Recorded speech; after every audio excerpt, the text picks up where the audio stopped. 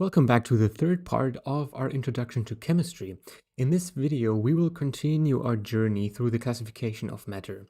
In the last video, we already talked about the difference and how to distinguish mixtures and pure substances. And in this video, we will now focus on the realm of mixtures.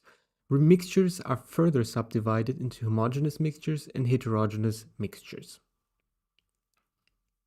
And to distinguish between those two entities, the homogeneous mixtures and the heterogeneous mixtures, we also have this very simple question that we should ask ourselves in order to distinguish these entities from one another. And the question we should ask is the mixture uniform? Meaning that if we answer yes, we do have a homogeneous mixture, and if the answer is no, we do have a heterogeneous mixture. But what does this actually mean now? It means that a homogeneous mixture is actually uniformly mixed at the molecular level, and that heterogeneous mixtures are not. And this is actually easily understood with some examples. So a heterogeneous mixture, for example, would be a bowl of cereal, salad, or also Coke with ice cubes. And of course, if we have a bowl of cereal, we can clearly distinguish with our naked eye the milk from the cereal, and the salad we can also distinguish between the greens, the reds, the tomatoes, and so on and so forth. And the Coke with ice cubes, of course, can also be distinguished easily until the ice cubes have melted, right? And for the homogeneous mixtures, it's a little bit different. We answer with no, it's not a uniform mixture to our naked eye because we cannot distinguish salt water, coffee, or air. We cannot distinguish clearly the salt from the water in salt water. Neither can we distinguish the coffee grounds from the water in coffee, or the nitrogen from oxygen in our room air, for example. This is clearly not possible. Therefore, we can clearly see the distinguishing factors here between heterogeneous mixtures and homogeneous mixtures. Further on, homogeneous mixtures can be subdivided into solutions and colloids, and this distinguishing factor will mainly involve the size of the particles that are included in these mixtures, and we will talk about this later. But first, some basics. First, parts of a solution. A solution always consists of a solute and a solvent. And the solute is the substance that is dissolved in the solvent, and the solvent is the substance in which the solute is dissolved. And now again, we have our example of the salt water. It comes back around, and we can see here that the solute is the salt and the solvent is the water, and in this example, forming the uniform solution of salt water, right? So the salt is the solute soluted in the solvent, the water forming salt water, right? Further on, I got some examples for you. It's very important to not forget that solutions cannot only be liquid.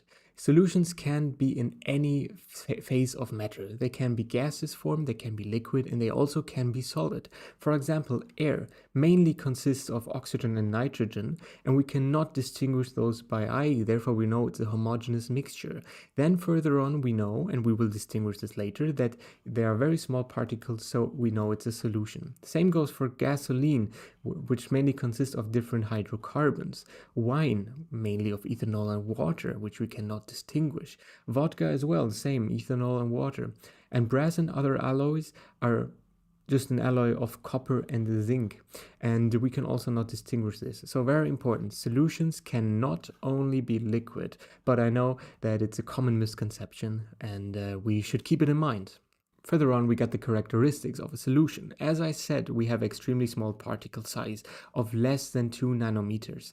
They are transparent to light. What does this mean? It means that if we have, for example, a glass of water and we take a torch or a flashlight and we shine it through this water glass, we will not see the tracing of the light within the solution.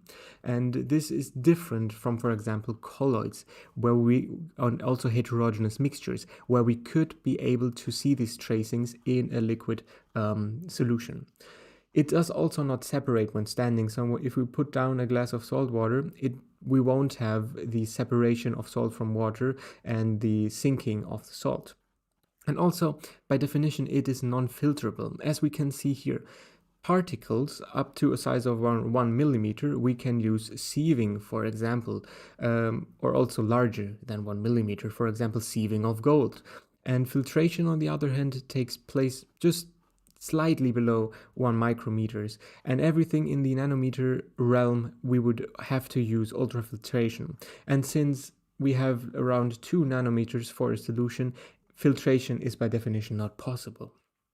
Here is a comparison of homogeneous mixtures and heterogeneous mixtures. I already mentioned that the particle size plays a crucial role in differentiating between homogeneous mixtures, heterogeneous mixtures, and also solutions and colloids. And here I think in this table it's clearly visible how we can distinguish these entities. Solutions have a very small particle size of less than 2 nanometers, while colloids are pretty much similar to solutions, but with the distinguishing factor that we have a particle size of 2 to 200 nanometers. Examples here would be, for example, butter, milk, fog, and a pearl, for example. Often also important is that we can now, as I already mentioned, we can now actually see the light shining through the colloid, and it also does not separate on standing, and it's also non-filterable. Heterogeneous mixtures are much larger. They're above 200 nanometers, and here we include blood, paint, cereals, salads. And it separates on standing. Of course, if you take out blood, it will always separate, and it's also filterable. So it's important to know that we can distinguish mixtures based on the size of the particles. So here we got some nice exercises which we can take the time to distinguish whether each item is a homogeneous mixture or a heterogeneous mixture. And for the homogeneous mixture, I want you to also distinguish it between being a colloid or a solution. So take your time, and then we will have the solution here. Glass of orange juice with pulp, it would be considered a colloid. Milk, on the other hand, would also be considered a colloid. Sand would be a heterogeneous mixture because these sand particles are large. Fog, what would be fog? Fog would be a colloid. And why would fog be a colloid? Because it is actually a mixture of tiny water droplets and ice crystals that are dispersed in air. So it's a mixture of multiple things, and the ice crystals, for example, would be larger. And oil and vinegar salad dressings would be a heterogeneous mixture, and the syrup would be a solution. Okay, afterwards, below this video, you will find a lot more exercises that you can solve on your own, and then I will see you in the next video.